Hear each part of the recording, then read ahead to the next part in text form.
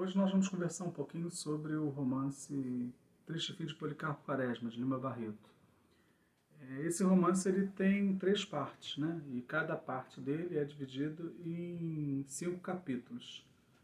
É interessante tratar inicialmente, né, do romance, uma epígrafe que o Lima Barreto usa no início do livro, né? É um trecho da obra do Marco Aurélio Renan, que é um escritor francês, que diz o seguinte: o grande inconveniente da vida real e o que a torna insuportável ao homem superior é que, se para ela transportamos os princípios do ideal, as qualidades se tornam defeitos, de tal modo que frequentemente o homem íntegro aí se sai menos bem que aquele que tem por causas o egoísmo e a rotina vulgar. Para nós pensarmos um pouco inicialmente com essa epígrafe que o próprio Lima coloca no início do livro, né? Falando da primeira parte, né, do livro, do primeiro capítulo da primeira parte especialmente, que se chama A Lição de Violão, tem alguns tópicos que eu gostaria de destacar nesse momento inicial da obra. Primeiro, a pontualidade do Major Quaresma, né? Ele é um personagem, é o personagem principal da obra, né? O título do romance já tem o nome dele, desse personagem, Triste Fim de Policarpo Quaresma. Policarpo Quaresma é, como é conhecido no livro, o Major Quaresma, tratado também como Major Quaresma. Então é um servidor público, é um funcionário público, né, que já trabalha há mais de 20 anos nessa repartição e que tem esses hábitos muito regulares. Normalmente a gente não pode esquecer que o funcionário público no passado ele tinha a carga horária muito parecida com a carga horária bancária, né? Os bancos mantêm hoje uma carga horária, normalmente o banco abre às 10 e fecha às 4 da tarde. Naquele tempo, as repartições públicas abriam mais ou menos às 9, 10 horas e fechavam 3, 4 horas da tarde. Então é muito parecido esse perfil. Então ele chega sempre no mesmo horário, sai da repartição 3 horas da tarde, passa num café no centro, né? O romance é ambientado no Rio de Janeiro, 4h15 ele está entrando em casa, mas isso anos a fio, essa coisa regular, né? Esse padrão de comportamento do personagem é logo ressaltado nessa primeira parte da obra. Tem uma questão também que aparece ali inicialmente, que é bastante curiosa, é a figura do violão. Né? Nessa primeira parte, o personagem Ricardo Coração dos Outros, que é um outro personagem importante, né, nesse romance do Lima Barreto, ele já aparece ali, né? O Major está tomando aulas particulares com ele, porque ele quer aprender violão, ele considera que o violão é o grande instrumento nacional, o mais próximo dos nossos instrumentos mais antigos, por assim dizer, e ele quer aprender esse instrumento porque ele quer tomar contato com essa realidade da música brasileira. Isso é muito curioso na primeira parte.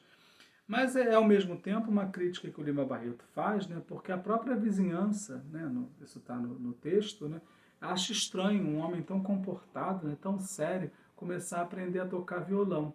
Porque naquele tempo o violão era considerado um instrumento subversivo. É preciso que a gente entenda a mentalidade da época para poder compreender por que essa vizinhança acha estranho. Né? A dificuldade de ler um romance que já tem mais de 100 anos, como é o Triste Fim de Policarpo Quaresma, muitas vezes é exatamente essa, que nós temos que voltar ao passado para poder entender qual era a mentalidade do tempo. Por exemplo, naquele tempo o violão era considerado um instrumento subversivo.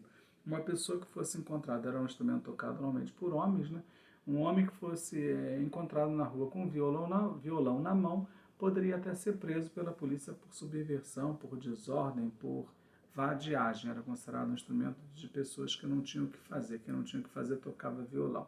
É uma concepção antiquada, né, para a nossa mentalidade de hoje, mas na época era esse o pensamento. Uma outra questão importante nessa primeira parte é a questão dos livros. Né? O Major Quaresma ele lia muito, ele tinha uma biblioteca vasta na casa dele, né? E isso gera muita surpresa, porque afinal de contas ele não é formado, ele não cursou o nível superior, né? Como é que pode uma pessoa que não tem o nível superior ter livros na sua casa e ler livros? Isso é tão curioso na obra que tem um outro personagem que é vizinho ali do Major Quaresma, que se chama Dr. Segadas, que considera um absurdo Quaresma ter livros. Ele chega a dizer no livro, né, no romance, abre aspas, se não era formado, para quê? Pedantismo. Chega a chamar o major de pedante, porque uma pessoa que não é formada não deve ter acesso ao universo dos livros. Isso é um preconceito que, de certo modo, chega até hoje na sociedade brasileira, né? Não é incomum você ouvir nas famílias, diante de uma pessoa que lê muito, que estuda muito, por exemplo, que vai ficar maluco, né? O livro é associado a pessoas formadas, a pessoas que têm um nível de intelectualidade no campo da formação universitária, o que é uma grande bobagem, né? Uma pessoa não precisa ser formada ou ter cursado ou estar cursando uma universidade para ler e ter acesso ao livro, né? Lamentavelmente, essa mentalidade nós temos que desconstruir. O livro é anterior à própria ideia da universidade como nós concebemos hoje. Então, esses são dois pontos, né, por assim dizer, que eu considero bastante relevantes nessa primeira parte, cujo título é a lição de violão. A figura do violão é a figura central ali, mas sutilmente o Lima Barreto já vai introduzindo esse sério problema do livro, né, no Brasil, e da forma como as pessoas veem as outras que leem no nosso país. No segundo capítulo dessa primeira parte, cujo título é Reformas Radicais, a gente vê o Major Quaresma buscando, né, tentando se conectar com o passado brasileiro através das modinhas que são ensinadas de geração para geração. Essas modinhas que muitas vezes não aparecem nem nos livros, mas que nós aprendemos nos primeiros anos da escola, brincamos com as brincadeiras de roda, por exemplo, e cantamos essas modinhas populares. Esse segundo capítulo, né, da primeira parte foca muito nisso.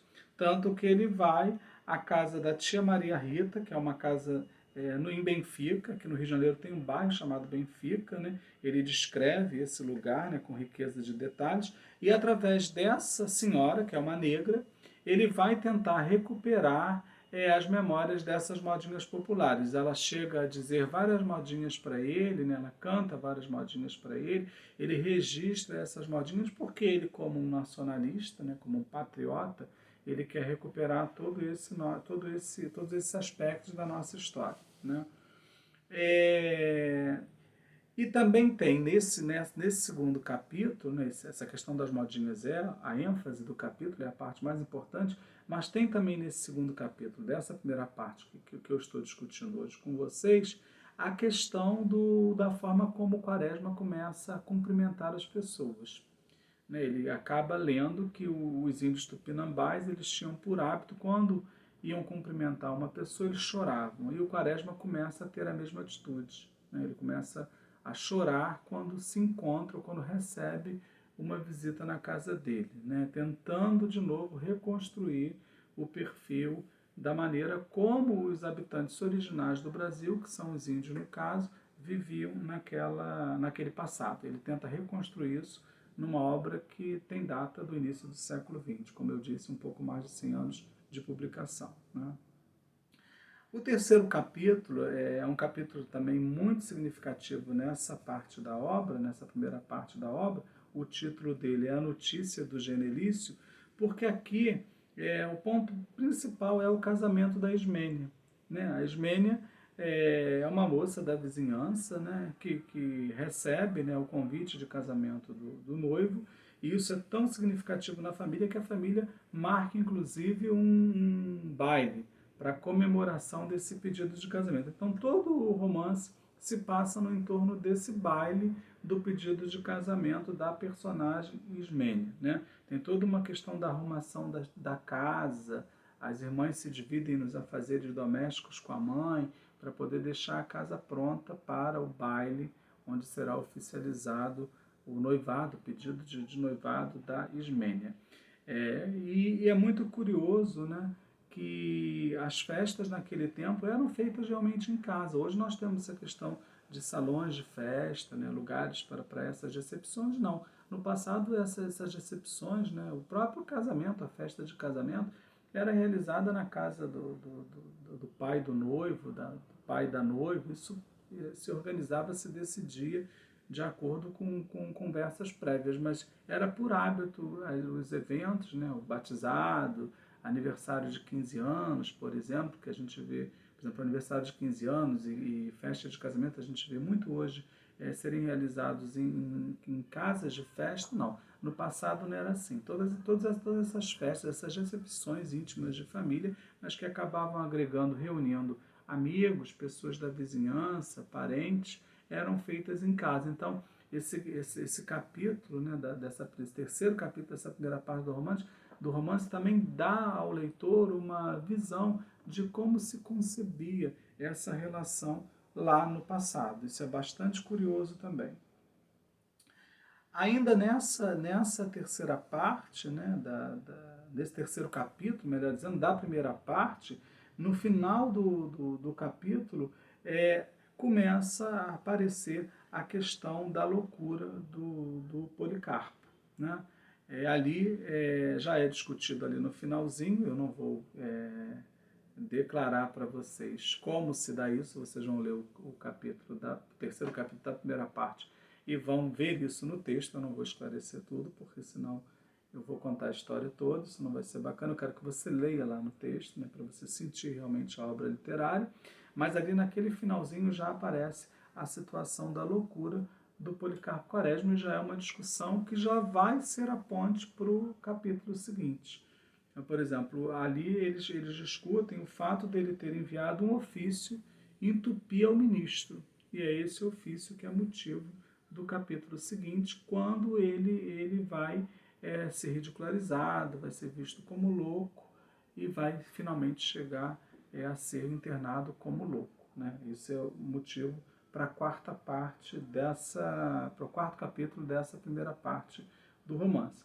Mas isso nós vamos conversar num outro momento, onde vamos concluir esses dois capítulos da primeira parte. Eu aguardo por você lá. Não deixe de dar um like no vídeo, não deixe de se inscrever no meu canal, porque ao longo desses encontros nós vamos discutir esse importante romance do início do século XX, né, do escritor Lima Barreto. Até lá!